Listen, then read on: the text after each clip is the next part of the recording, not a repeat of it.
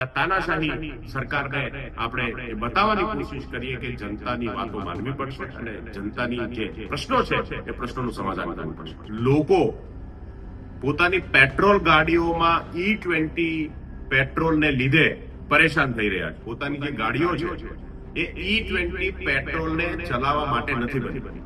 આ જે પેટ્રોલ ગાડીઓ છે એમાં E20 પેટ્રોલ વાપરી શકાય નહીં કે દેશના લોકોને કરોડો રૂપિયાનું નુકસાન જવું હોવા છતાંય મોંઘું પેટ્રોલ ભરાવતા હોવા છતાંય તે આજે છેતર્યા હોવાનો એક અહેસાસ સૌને થવા લાગ્યો. આમ આદમી પાર્ટી સમગ્ર ગુજરાતની અંદર આ મુદ્દાને લઈ અને સરકાર સામે માંગણી કરી રહી છે કે આ E20 પેટ્રોલ બંધ થવું જોઈએ. જે લોકો પણ આ સમસ્યાનો ભોગ બન્યા છે અને જેમને એવું લાગે છે કે આ E20 પેટ્રોલ જે છે એ બંધ થવું જોઈએ અને એક વિકલ્પ લોકોને મળવો જોઈએ. જે લોકો એવું ઈચ્છતા હોય કે E20 વાપરવું છે E20 વાપરી શકે અને જેને એવું લાગતું હોય કે એમની ગાડી E20 માટે નથી બની, પ્રશ્નો આવે છે એ સાદું પેટ્રોલ વાપરી શકે.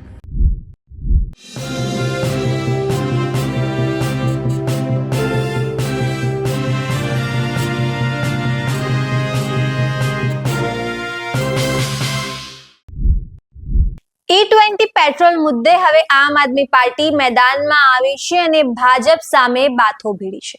એટલું જ નહીં, આમ આદમી પાર્ટી આવતીકાલે દેશવ્યાપી આંદોલન કરશે, જેમાં લોકો વર્ચ્યુઅલી જોડાશે. ત્યારે આપ નેતા મનોજ સોરઠિયાએ આજે પ્રેસ કોન્ફરન્સ કરીને આ મુદ્દે માહિતી આપી હતી, તો સાથે સાથે ભાજપને તાનાશાહી પણ ગણાવી હતી. નમસ્કાર, હું છું ચંદ્રિકા પુત્રી નિરાલી મહેરિયા. તો આવો સાંભળીએ મનોજ સોરઠિયા વધુમાં શું કહી રહ્યા છે. આજની આ પત્રકાર વાર્તામાં તમામ મીડિયા મિત્રોનું ખૂબ ખૂબ સ્વાગત છે. આપણે સૌ જાણીએ છીએ કે આજે લોકો પોતાની પેટ્રોલ ગાડીઓમાં E20 પેટ્રોલને લીધે પરેશાન થઈ રહ્યા છે. લગભગ દેશની અંદર ધીમે ધીમે લોકોને આ વાત સમજાઈ રહી છે કે પોતાની જે ગાડીઓ છે એ E20 પેટ્રોલને ચલાવવા માટે નથી બની અને એટલા માટે ગાડીઓની અંદર ધીમે હવે પ્રશ્નો આવવાની શરૂઆત થઈ છે. ગુજરાતમાં પણ અમે ઘણા બધા વર્કશોપ ઉપર ઘણા બધા એન્જિનિયરો સાથે ચર્ચા કરી અને તમામનું એવું કહેવું છે કે હા, આ જે પેટ્રોલ ગાડીઓ છે એમાં E20 પેટ્રોલ વાપરી શકાય નહીં અને જો વાપરવામાં આવે તો એના ગાડીમાં અનેક પ્રકારના પ્રોબ્લેમો જેવા કે માઇલેજ ઓછું થવું, ફિલ્ટરોના પ્રોબ્લેમ આવવા, સ્ટાર્ટઅપના પ્રોબ્લેમ આવવા, જ્યારે સ્ટાર્ટ થાય ત્યારે સ્પાર્કનો પ્રશ્ન થવો, આવા અનેક પ્રશ્નોનો સામનો ગાડીઓને થાય છે.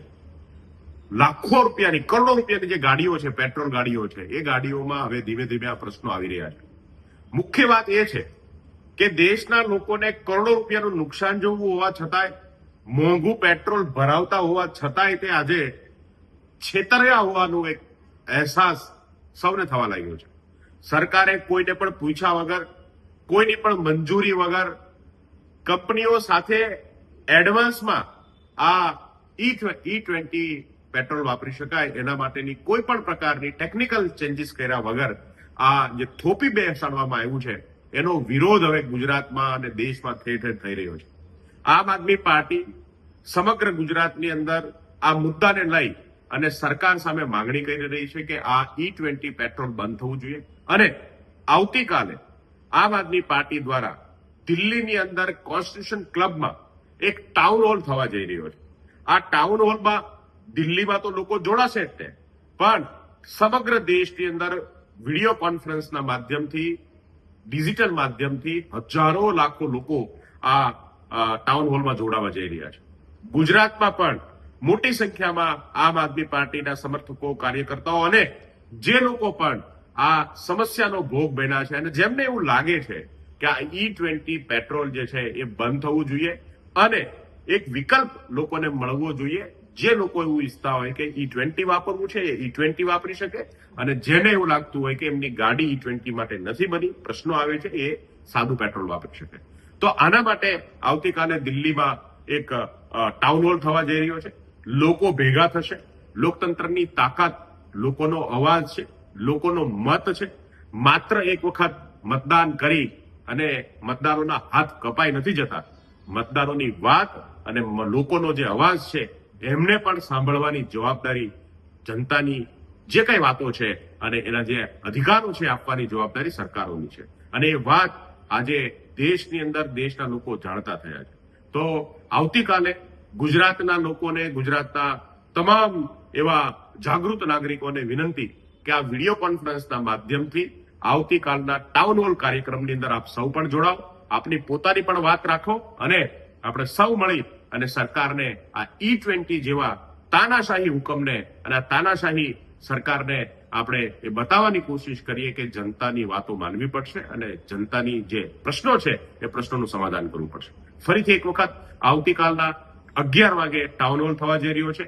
આપ સૌને ઓનલાઈન માધ્યમોથી આ ટાઉન હોલની લિંક પણ મળી જશે. તો સૌ મોટી સંખ્યામાં જોડાય એવી સૌને પ્રાર્થના સાથે સૌનો આભાર.